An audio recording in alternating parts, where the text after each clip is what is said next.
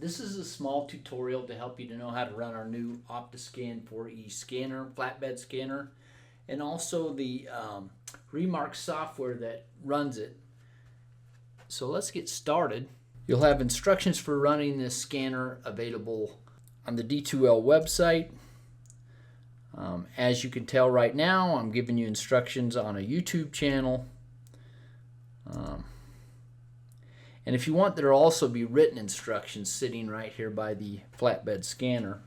So I'd also encourage you to go to Graphic Labs online, where you'll get information about the Remark software. And if you'll also just go to YouTube and enter in the search Remark Classic OMR, you'll also get a lot more tutorials if you want to expand your capabilities. Today, the objective is very simple. I want to get you up and running as soon as possible so that you're able just to scan quizzes and tests and then export those into a file such as Excel that you're easily able to use.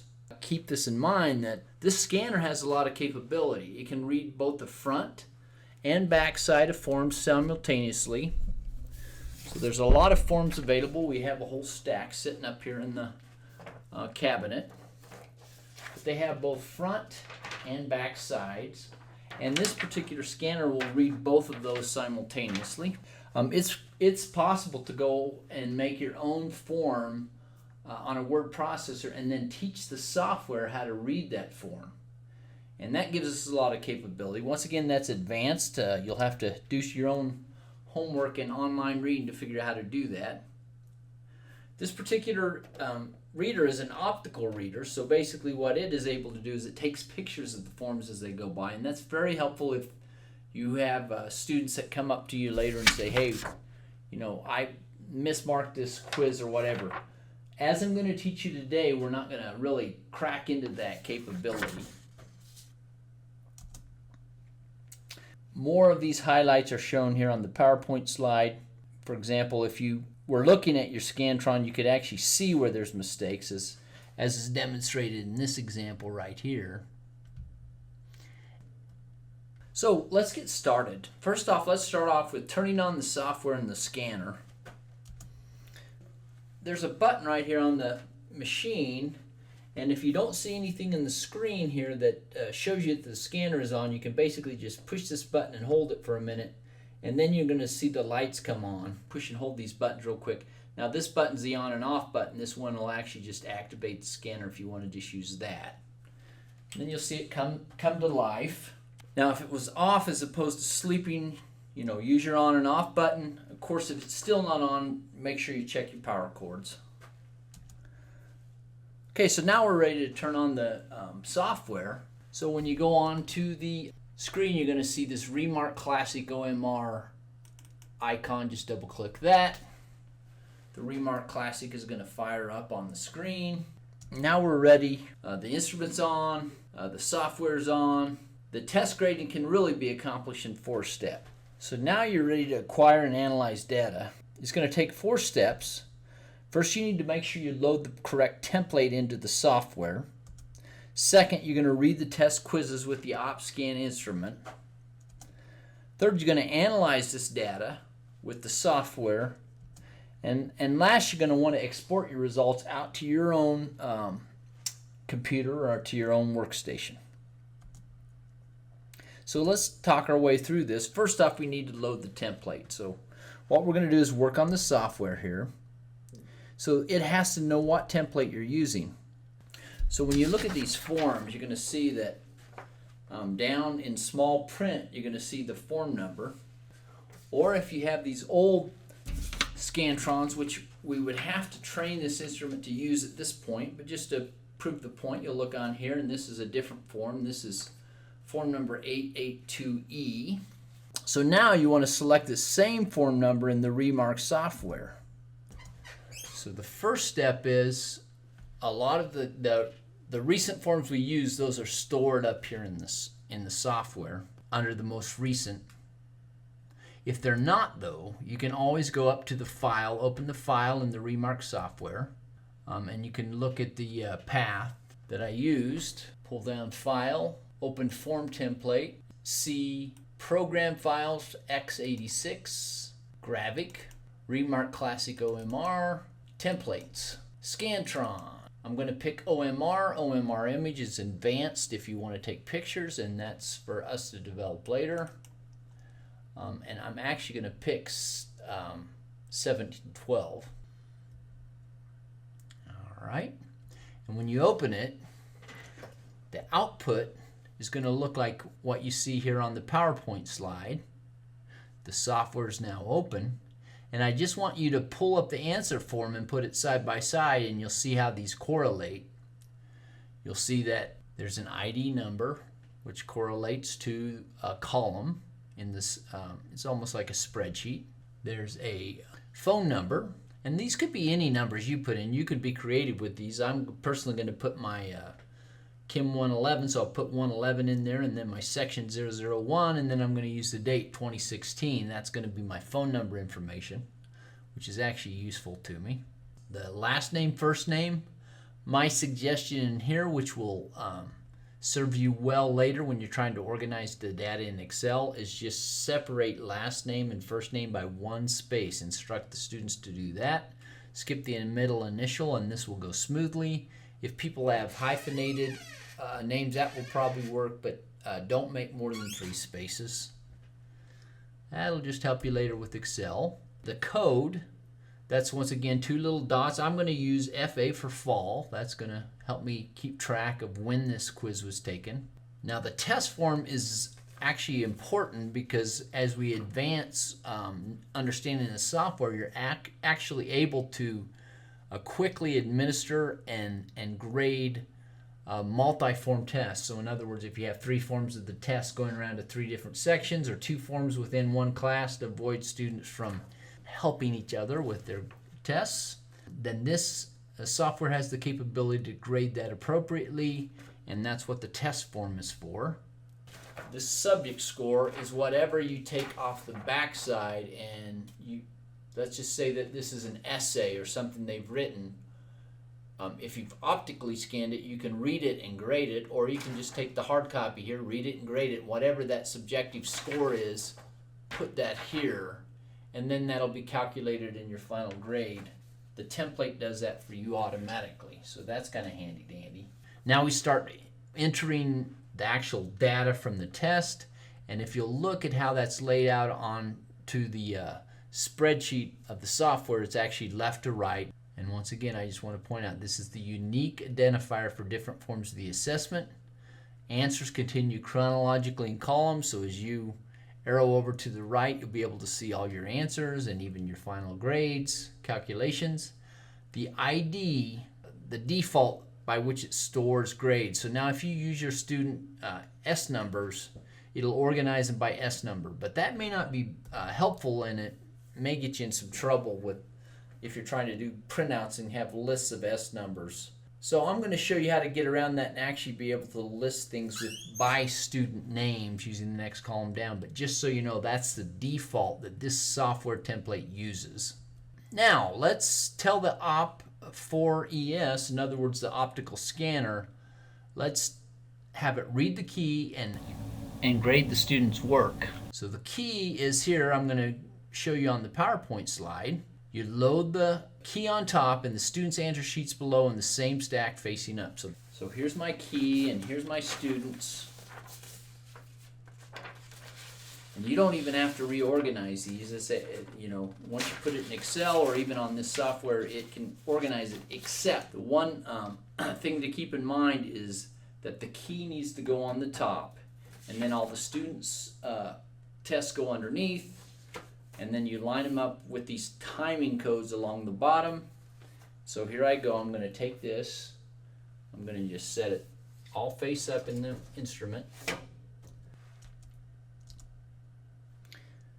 Those are called timing bars. All right. So I'm going to let the instrument run here. So you can go up and you push read. You're going to get a little drop-down box.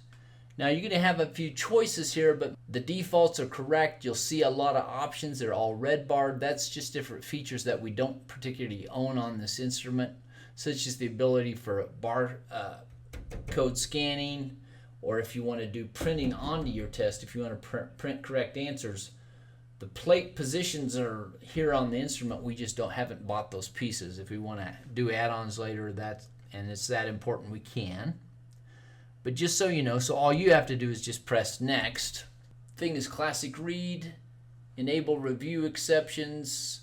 That's just really an advanced feature that we haven't explored yet, but at this point we're ready. Just read. There's the key. Tests start going. And stack those up to 100 tests on there, and so we're done. The next thing it's going to ask is, would you like to continue scanning pages? I say no. And now at this point you're going to look and see that my data is already entered in the computer. And the beauty is it knew the first sheet was the key and everything behind it was done accordingly. There's a couple things you want to review on the screen. One is some of the students have forgot to enter some of the data. Just for example, the fall or the 2016, some of that easy stuff that you can always just click into these boxes and correct those. There's also online for this green box. So now you really want to highlight this and look at the form. If you follow over here and see which test, this was test 3 in there, and see what happened, and you'll see here I've gone ahead and shown you what happened on the test. Is somebody double answered. And so in that particular case, you can just leave it as is. If it's left as that pull down malt, it'll just give it an incorrect answer.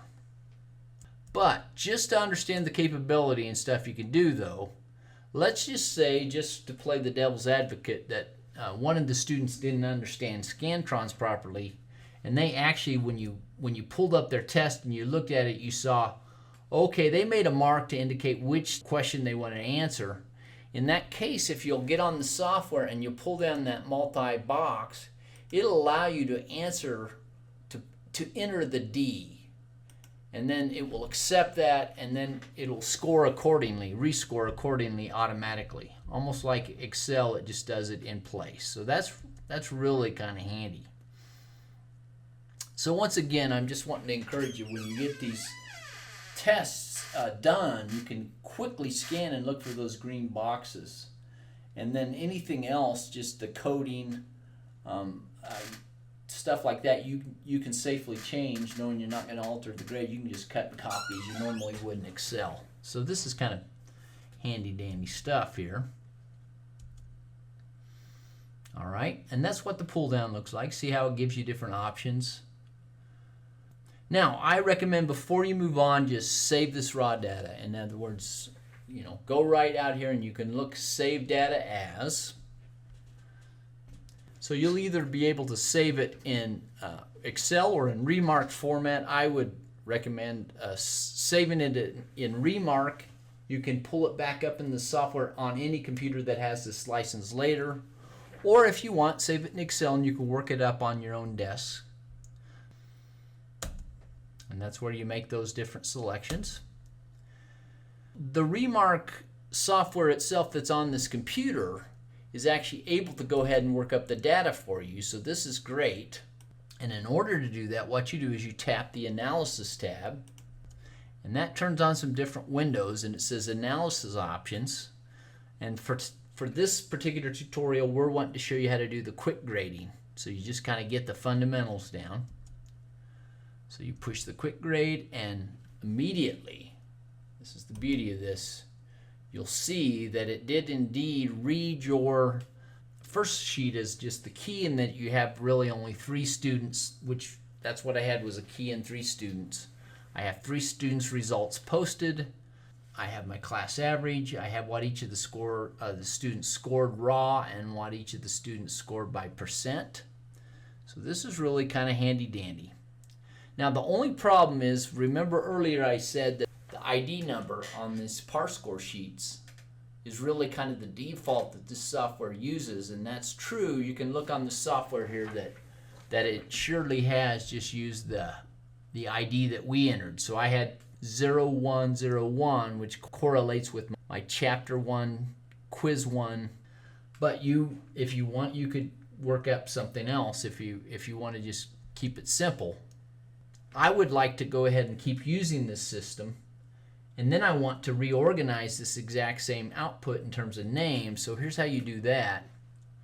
Go down to the comparative grade pull down, number 102, and you get this option which allows you to sort the grades depending on what groups, and I want to sort depending on the name.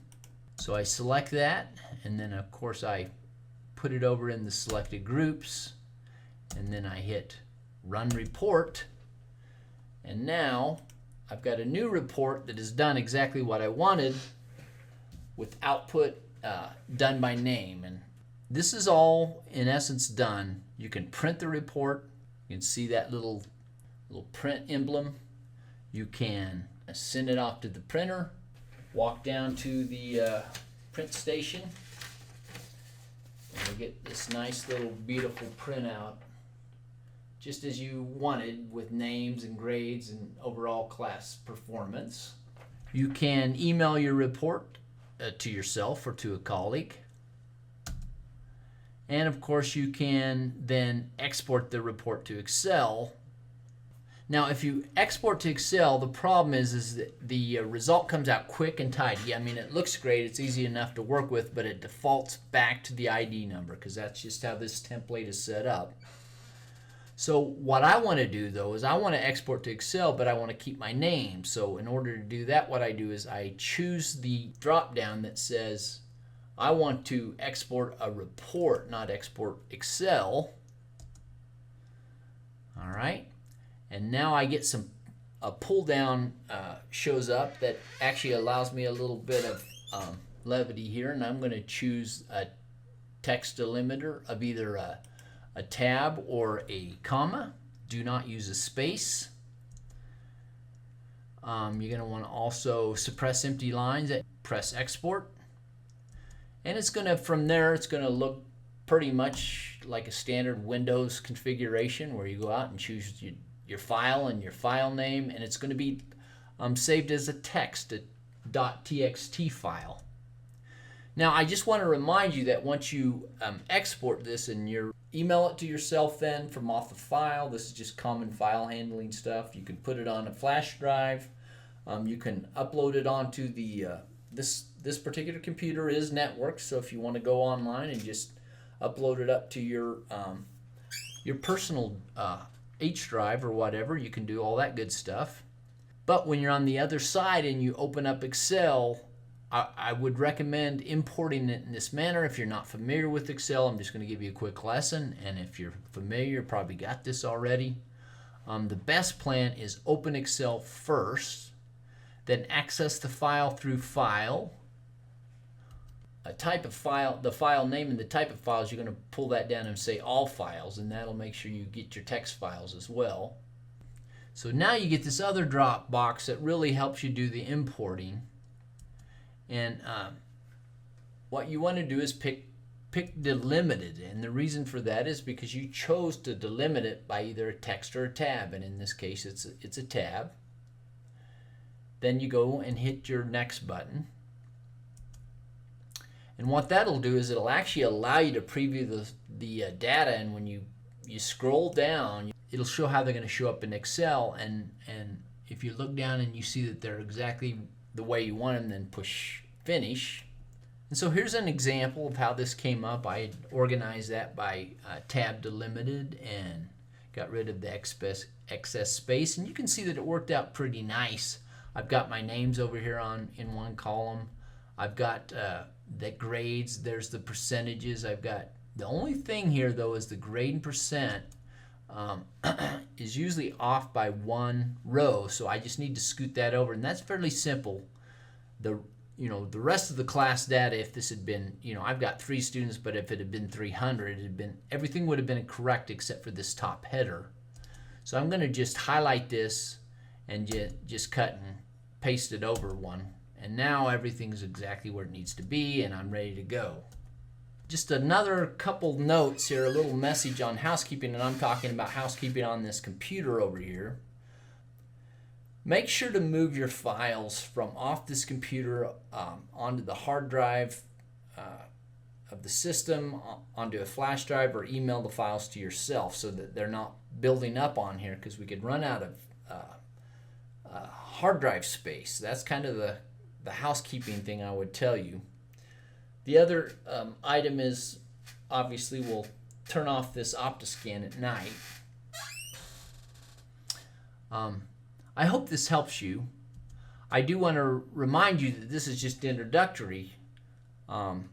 This thing has a lot of capability. So when you start looking online and look at all it does, it can, rework the data in a million different ways. It can read front and back. It can optically scan. You can build your own little templates that you just print out on, any size paper, and then you can, teach the software to read that. There's so much you can do, and you're welcome to experiment in here. Just please share what you learn with the rest of the staff. And then, of course, if you have any additional questions, please feel free to contact me. I'm Joel Thompson. I'm over here in Science 1006C, and here's my email and my office phone. So I hope this helps, and I hope you enjoy the new scanner.